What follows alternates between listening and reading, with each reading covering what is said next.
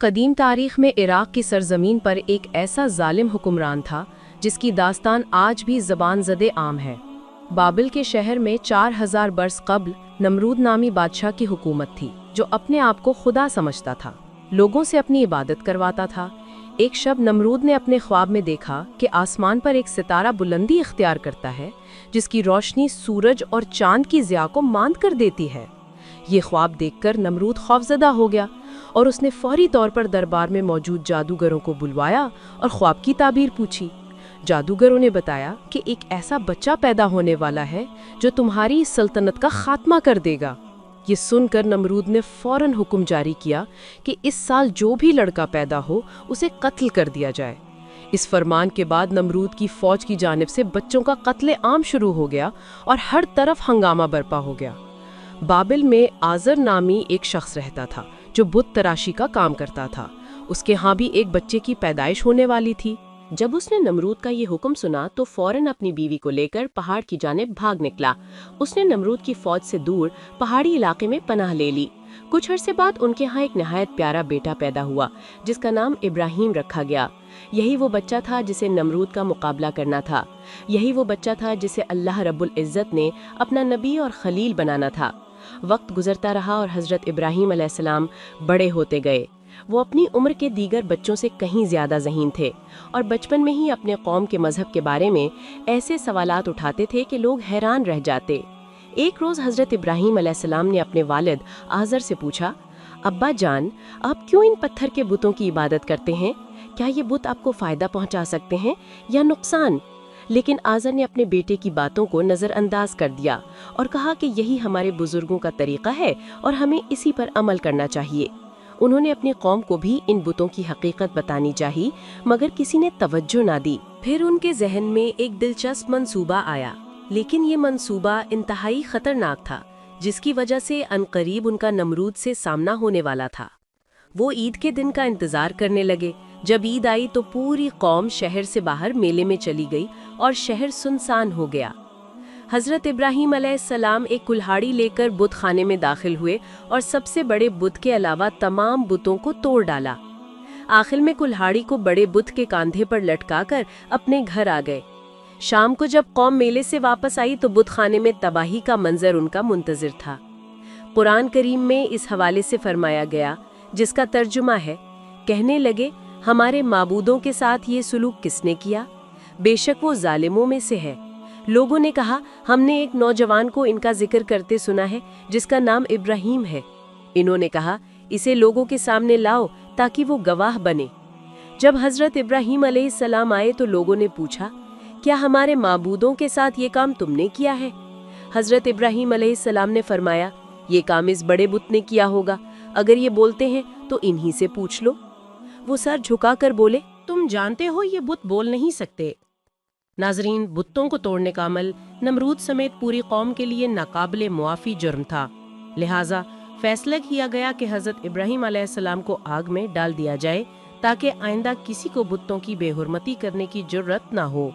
چنانچہ پوری قوم لکڑیاں جمع کرنے کے عمل میں مصروف ہو گئی۔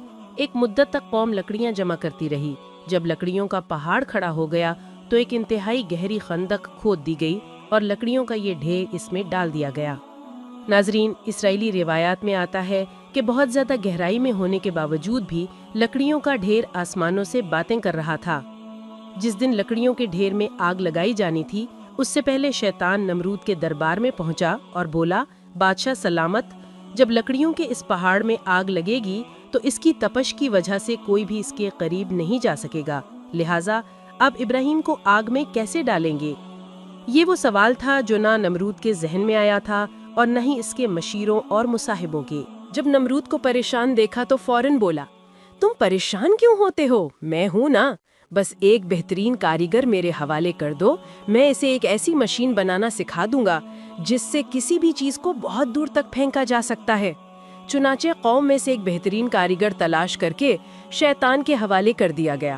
علامہ ابن کثیر رحمۃ اللہ علیہ فرماتے ہیں کہ جو مشین بنائی گئی اسے منجنیق کا نام دیا گیا۔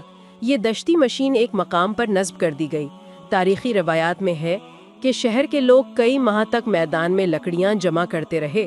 لکڑیاں جمع کرنے کے بعد 7 दिन تک پوری قوم اس میں آگ لگا کر اسے بھڑکاتی رہی، یہاں تک کہ اس کے شعلے آسمان تک اس قدر بلند ہو گئے کہ اگر کوئی پرندہ اس پر سے گزرے تو جل جائے۔ آگ اپنے پورے غضب کے ساتھ بھڑک رہی تھی۔ اللہ کے خلیل کو موٹی رسیوں میں جکڑ کر منجنیق کے پلڑے میں بٹھا دیا گیا۔ ابلیس کے مکرو چہرے پر شیطانی مسکراہٹ تھی۔ وہ بھیس بدل کر اس پورے عمل کی نگرانی کر رہا تھا۔ جس وقت پیغمبر خدا منجنیق کے ذریعے آگ کے اس خوفناک سمندر میں ڈالے جانے والے تھے، اس وقت ملائکہ سمیت زمین و آسمان کی ساری مخلوق چیخ اٹھی، یا رب، تیرے خلیل پر کیا قیامت گزر رہی ہے؟ رب تعالیٰ نے فرمایا، جاؤ، اگر مدد کر سکتے ہو تو کرو۔ فرشتوں نے مدد کرنے کے لیے حضرت ابراہیم علیہ السلام سے اجازت چاہی تو آپ علیہ السلام نے فرمایا، میرے لیے میرا اللہ کافی ہے، وہ میرا حال دیکھ رہا ہے۔ جبرائیل امین علیہ السلام نے عرض کیا، آپ کو مجھ سے کسی قسم کی مدد کی ضرورت ہو تو حکم فرمائیں، میں حاضر ہوں۔ فرمایا، ضرورت تو ہے مگر آپ کی طرف سے نہیں بلکہ اپنے رب کی طرف سے۔ امام بخاری رحمۃ اللہ علیہ نے حضرت ابن عباس رضی اللہ تعالی عنہ سے روایت کی ہے کہ جب حضرت ابراہیم علیہ السلام کو آگ میں پھینکا گیا تو انہوں نے کہا، حسبنا اللہ ونعم الوکیل، یعنی ہمیں اللہ ہی کافی ہے اور وہ بہترین کارساز ہے۔ حضرت ابو ہریرہ رضی اللہ عنہ سے مروی ہے کہ نبی اکرم صلی اللہ علیہ وآلہ وسلم نے فرمایا، جب حضرت ابراہیم علیہ السلام کو آگ میں ڈالا گیا تو انہوں نے کہا، اے میرے اللہ، تو آسمان میں اکیلا ہے اور میں زمین میں تیری عبادت کرنے والا اکیلا۔ جو ہی حضرت ابراہیم علیہ السلام کو آگ میں پھینکا گیا، اللہ رب العزت نے فرمایا، اور ہم نے حکم دیا، اے آگ ٹھنڈی پڑ جا اور ابراہیم کے لیے سلامتی والی بن جا۔ اللہ رب العزت کے حکم سے آگ ٹھنڈی ہو گئی۔ روایت میں آتا ہے کہ حضرت ابراہیم علیہ السلام اس آگ میں 40 یا 50 دن تک رہے۔ ناظرین، یہاں ایک اہم واقعہ یہ بھی ہے کہ حضرت ابراہیم علیہ السلام آگ سے سلامت باہر تشریف لائے تو نملود کو بہت حیرت ہوئی۔ اس نے حضرت ابراہیم علیہ السلام کو اپنے دربار میں طلب کیا۔ نمرود نے اپنی پوری قوت اور طاقت کا مظاہرہ کرتے ہوئے کہا، میرا رب کون ہے؟ میں ہی زندگی اور موت دیتا ہوں۔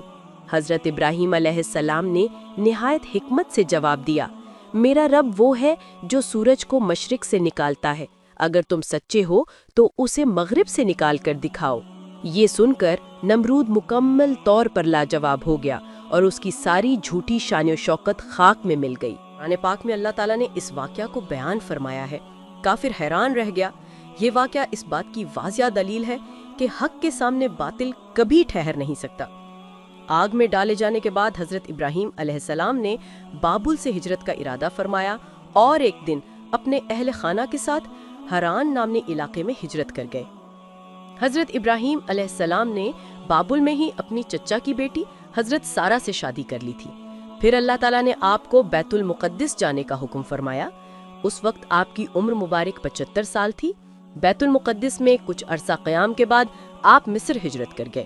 ناظرین، روایت میں آتا ہے کہ جب حضرت ابراہیم علیہ السلام مصر پہنچے تو وہاں فرعون کی حکومت تھی اور اس وقت وہاں کا بادشاہ انتہائی عیاش، ظالم اور جابر تھا۔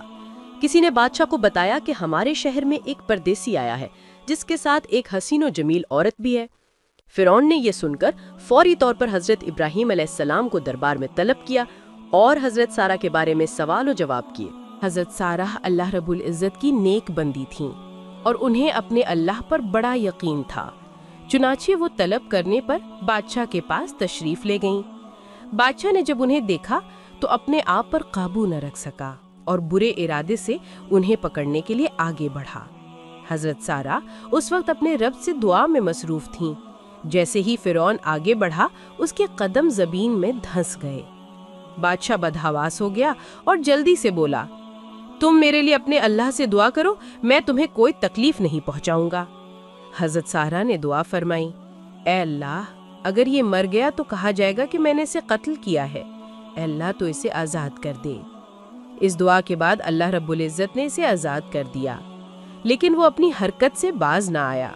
دوبارہ آگے بڑھا، مزید اندر دھس گیا۔ اس نے پھر دعا کے لیے کہا۔ حضرت سارہ نے دعا کی اور پھر وہ آزاد ہو گیا۔ راوی کہتے ہیں کہ تیسری یا چوتھی مرتبہ وہ پکار اٹھا اور اپنے درباریوں سے کہا، تم میرے پاس کسی انسان کو نہیں لائے ہو۔ پھر اس نے حضرت سارہ کو عزت و احترام سے رخصت کیا، بلکہ خادمہ جن کا نام حضرت ہاجرہ تھا، حضرت سارہ کو بطور خادمہ کے دیا تاکہ وہ ان کی خدمت کریں۔ انہیں بھی ان کی خدمت میں پیش کیا۔ بعض محققین کے مطابق حضرت ہاجرہ بادشاہ کی لونڈی نہیں بلکہ بیٹی تھی۔ اس واقعے کے بعد حضرت ابراہیم علیہ السلام دوبارہ فلسطین منتقل ہو گئے۔ کچھ عرصہ بیتا تو ایک دن حضرت سارہ نے حضرت ابراہیم علیہ السلام سے فرمایا، میں چاہتی ہوں کہ آپ ہاجرہ سے نکاح کر لیں، شاید اللہ آپ کو اولاد کی نعمت سے نواز دے۔ اس وقت تک آپ علیہ السلام کی اولاد نہیں ہوئی تھی۔ حضرت سارہ نے آپ کا نکاح حضرت ہاجرہ سے کروا دیا۔ اللہ تعالیٰ نے سال بھر بعد ہی حضرت ہاجرہ کے بطن سے حضرت اسماعیل علیہ السلام کو پیدا فرمایا۔ جب حضرت اسماعیل علیہ السلام کی پیدائش ہوئی تو حضرت ابراہیم علیہ السلام کو حکم ملا کہ وہ سیدہ ہاجرہ اور حضرت اسماعیل کو جنگل میں چھوڑ آئیں۔ حضرت ابراہیم علیہ السلام نے حضرت ہاجرہ اور حضرت اسماعیل علیہ السلام کو ساتھ لیا اور سرزمین مکہ کی جانب روانہ ہو گئے۔ حضرت ابراہیم علیہ السلام اپنی زوجہ اور لخت جگر کے ساتھ صحرا، پہاڑوں اور میدانوں کو عبور کرتے ہوئے ایک ایسی وادی میں پہنچے جو ظاہری طور پر کسی ذی روح موجود کے لیے قابل آباد نہیں تھی، جہاں دور دور تک چرند پرند نہ تھے اور نہ ہی پانی کا نام و نشان۔ حضرت ابراہیم علیہ السلام نے اہلیہ کو دودھ پیتے معصوم بچے سمیت ایک درخت کے نیچے بٹھایا، کھجور کا تھیلا اور پانی کا مشکیزہ پاس رکھا اور کچھ کہے بغیر واپسی کے لیے پلٹ پڑے۔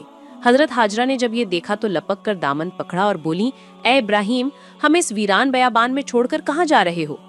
حضرت ہاجرہ کے بار بار فریاد کرنے پر بھی آپ علیہ السلام خاموش رہے تو انہوں نے عرض کیا، اے ابراہیم، کیا یہ اللہ کا حکم ہے؟ آپ نے فرمایا، ہاں۔ حضرت ہاجرہ نے یہ سنا تو بڑے یقین اور اعتماد کے ساتھ فرمایا، پھر ہمارا پروردگار ہمیں ضائع نہیں فرمائے گا۔ حضرت ابراہیم علیہ السلام اپنی اہلیہ اور حضرت ہاجرہ اور بیٹے حضرت اسماعیل علیہ السلام کو سرزمین حرم پر اللہ رب العزت کے بھروسے پر وہاں پہ چھوڑ آئے۔ حضرت ہاجرہ بھوک کے وقت کھجور کھاتیں اور پیاس لگنے پر پانی پی لیتیں، یہاں تک کہ کھجور اور پانی ختم ہو گیا۔ حضرت اسماعیل علیہ السلام کو پیاس لگی تو آپ کی والدہ ماجدہ سے بچے کی پیاس نہ دیکھی گئی۔ آپ قریبی ایک پہاڑی پر گئیں تاکہ کہیں سے پانی مل جائے، مگر پانی کا نام و نشان نظر نہ آیا۔ پھر آپ واپس بچے کے پاس آئیں۔ بچے کی پیاس کی شدت دیکھ کر دوسری پہاڑی پر چڑھیں، مگر وہاں بھی پانی نظر نہ آیا۔ سخت گرمی تھی اور بچہ پیاس سے بے قرار تھا۔ ماں کا دل تڑپ رہا تھا۔ دونوں پہاڑیوں کے درمیان کی وادی میں جب آتیں تو تیز تیز دوڑتیں، کیونکہ وہاں بچے کو اپنی نظروں سے اوجھل ہوتے دیکھ کر بے چین ہو جاتی۔ یہ ایک ماں کی محبت اور اللہ پر توکل کا بے مثال واقعہ تھا۔ آپ جن دو پہاڑوں پر پانی کی تلاش کے لیے گئیں، ان پہاڑیوں کو صفا اور مروہ کہا جاتا ہے۔ ان دونوں پہاڑیوں کے درمیان حضرت ہاجرہ 7 مرتبہ دوڑیں۔ اللہ رب العزت کو ان کا دوڑنا اتنا پسند آیا کہ قیامت تک آنے والے زائرین کو حکم فرمایا کہ وہ بھی صفا اور مروہ کے درمیان 7 چکر لگائیں۔ جب حضرت ہاجرہ کو دوسری پہاڑی سے بھی پانی نہ ملا تو واپس اپنے بچے کے پاس آتی ہیں تو ایک عجیب منظر دیکھتی ہیں۔ جہاں پر حضرت اسماعیل علیہ السلام کی ایڑیاں تھیں وہاں سے پانی نکل رہا ہے اور اللہ تعالیٰ نے ایک چشمہ جاری فرما دیا۔ حضرت ہاجرہ نے اللہ تعالیٰ کا شکر ادا کیا اور پانی پیا اور بچے کو بھی پلایا اور پانی مشکیزے میں بھر لیا کہ قیامت تک کوئی برتن پانی سے خالی نہ رہے۔ وہاں پر پانی کا ایک صاف اور شفاف چشمہ جاری ہے۔ اس پانی کے اچانک ظاہر ہونے سے حضرت ہاجرہ کی خوشی کی انتہا نہ رہی۔ فوراً اللہ تعالیٰ کا شکر بجا لائیں۔ پھر یہ خیال آیا کہ اس بڑھتے پانی کو روکنا چاہیے۔ حضرت ہاجرہ کہہ رہی تھیں، زمزم ٹھہر جا، زمزم ٹھہر، اے پانی ٹھہر۔ یہی وہ آب زمزم ہے جسے کروڑوں لوگ بطور تبرک پیتے ہیں اور اپنے ساتھ لے جاتے ہیں۔ ناظرین، اس چشمے کی برکت سے رفتہ رفتہ اس علاقے میں لوگ آباد ہونے لگے۔ قبیلہ جرہم کے لوگ جو یمن سے آئے تھے، انہوں نے جب دور سے پرندوں کو اس علاقے میں چکر لگاتے دیکھا تو سمجھ گئے کہ یہاں پانی ہے۔ وہ حضرت ہاجرہ کے پاس آئے اور رہنے کی اجازت مانگی۔ حضرت ہاجر نے شرط رکھی کہ پانی پر حق صرف ہمارا ہی رہے گا۔ اس طرح وہاں ایک چھوٹی سی بستی قائم ہو گئی جو بعد میں دنیا کا مقدس ترین شہر بنا۔ حضرت ابراہیم علیہ السلام کے دوسرے بیٹے حضرت اسحاق علیہ السلام کی پیدائش بھی بڑے معجزانہ انداز میں ہوئی۔ حضرت ابراہیم علیہ السلام کی عمر 100 برس اور آپ کی اہلیہ حضرت سارہ کی عمر 90 سال تھی۔ جب ان کے ہاں حضرت اسحاق علیہ السلام پیدا ہوئے، ہوا یوں کہ ان دنوں حضرت ابراہیم علیہ السلام ملک شام میں رہائش پذیر تھے، جبکہ بڑے صاحبزادے حضرت اسماعیل علیہ السلام 14 سال سے مکہ مکرمہ میں اپنی والدہ حضرت ہاجرہ کے ساتھ مقیم تھے۔ ایک دن اللہ تعالیٰ نے فرشتوں کی ایک جماعت کو زمین پر بھیجا تاکہ وہ قوم لوط پر عذاب الہی نازل کریں جو حد سے گزر چکی تھیں۔ یہ فرشتے پہلے حضرت ابراہیم علیہ السلام کے پاس آئے اور انہیں اللہ تعالیٰ کی جانب سے ایک صاحبزادے کی خوشخبری سنائی۔ چونکہ حضرت سارہ بوڑھی تھیں، فرشتوں کی اس خوشخبری پر انہیں بڑی حیرت ہوئی، جس کا ذکر اللہ تعالیٰ نے قرآن پاک میں یوں فرمایا: ہم نے اس سے اسحاق علیہ السلام کی اور اسحاق علیہ السلام کے بعد یعقوب علیہ السلام کی خوشخبری دی۔ تو انہوں نے کہا، کیا مجھے بچہ ہوگا؟ میں تو بڑھیا ہوں اور میرے شوہر بھی بوڑھے ہیں، یہ تو عجیب بات ہے۔ فرشتوں نے کہا، کیا تم اللہ کی قدرت سے تعجب کرتی ہو؟ اے اہل بیت، تم پر اللہ کی رحمتیں اور اس کی برکتیں ہیں۔ حضرت ابراہیم علیہ السلام بھی اس خوشخبری پر بہت حیران ہوئے، کیونکہ وہ بہت بوڑھے ہو چکے تھے۔ لہٰذا انہوں نے بھی تعجب سے فرشتوں سے فرمایا، جب مجھے بڑھاپے نے آن پکڑا تو تم خوشخبری دینے لگے، اب کیسی خوشخبری دیتے ہو؟ انہوں نے کہا، ہم آپ کو سچی خوشخبری دیتے ہیں، آپ مایوس نہ ہوں۔ غرض حضرت اسماعیل علیہ السلام کی پیدائش کے تقریباً اللہ تعالیٰ نے آپ کو ایک اور صاحبزادے حضرت اسحاق علیہ السلام عطا فرمائے، جس پر حضرت ابراہیم علیہ السلام بار بار اللہ کا شکر ادا کرتے تھے۔ ایک دن حضرت ابراہیم علیہ السلام کو اپنی عزیز ترین شے قربان کرنے کا حکم دیا گیا۔ یہ خواب آپ کو کئی دن لگاتار نظر آتا رہا تو آپ سمجھ گئے کہ اللہ تعالیٰ بیٹے کی قربانی کا حکم دے رہا ہے۔ چنانچہ آپ نے مکہ مکرمہ جانے کا ارادہ فرمایا اور پہنچ کر صاحبزادے کو اپنا خواب سنایا۔ اللہ رب العزت قرآن مجید میں فرماتا ہے، پھر جب وہ لڑکا ابراہیم کے ساتھ چلنے پھرنے کے قابل ہو گیا تو انہوں نے کہا، بیٹے میں خواب میں دیکھتا ہوں کہ تمہیں ذبح کر رہا ہوں، اب سوچ کر بتاؤ تمہاری کیا رائے ہے؟ بیٹے نے کہا، ابا جان آپ وہی کیجئے جس کا آپ کو حکم دیا جا رہا ہے، انشاءاللہ آپ مجھے صبر کرنے والوں میں سے پائیں گے۔ روایت میں آتا ہے کہ شیطان نے 3 مرتبہ حضرت ابراہیم علیہ السلام کو بہکانے کی کوشش کی، ہر بار حضرت ابراہیم علیہ السلام نے اسے 7 کنکریاں مار کر بھگا دیا۔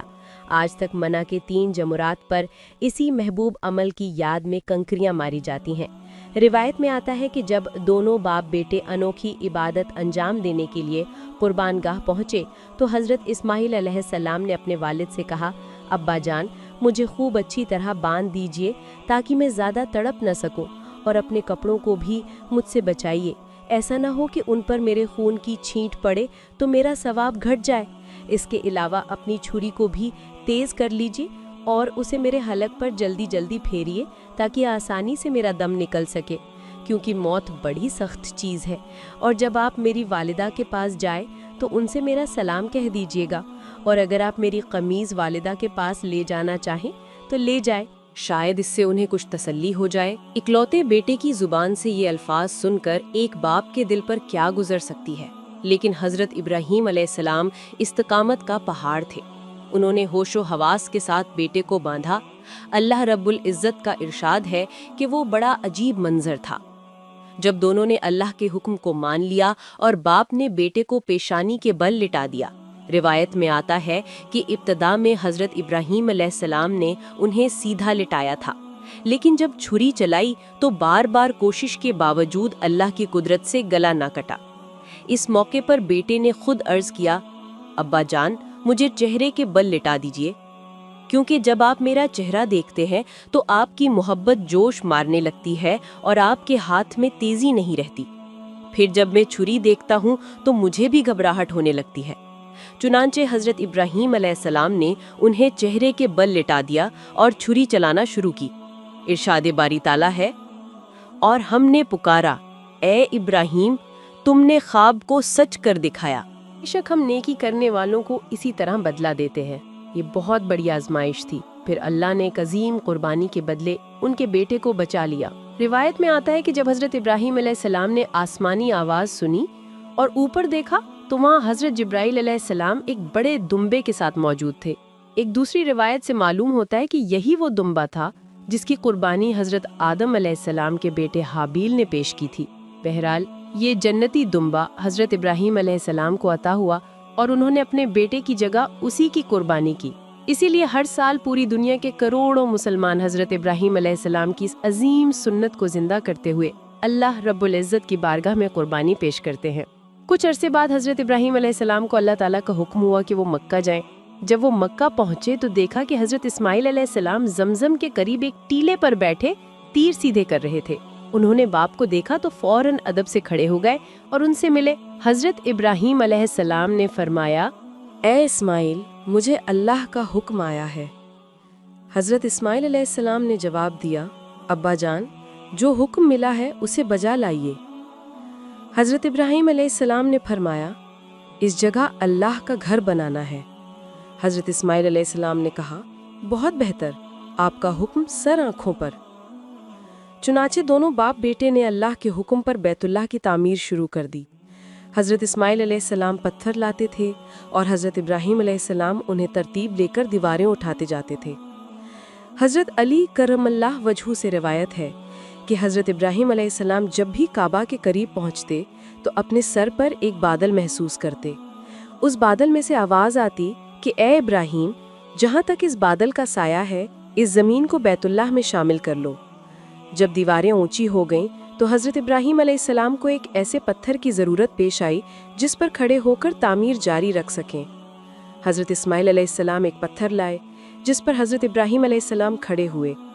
اللہ تعالیٰ نے اپنی قدرت سے اس پتھر کو نرم کر دیا اور حضرت ابراہیم علیہ السلام کے قدموں کے نشان اس میں نقش ہو گئے۔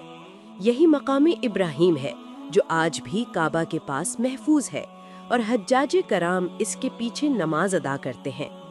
جب حجر اسود لگانے کی باری آئی تو حضرت ابراہیم علیہ السلام نے حضرت اسماعیل علیہ السلام سے فرمایا، بیٹا کوئی اچھا سا پتھر لے آؤ۔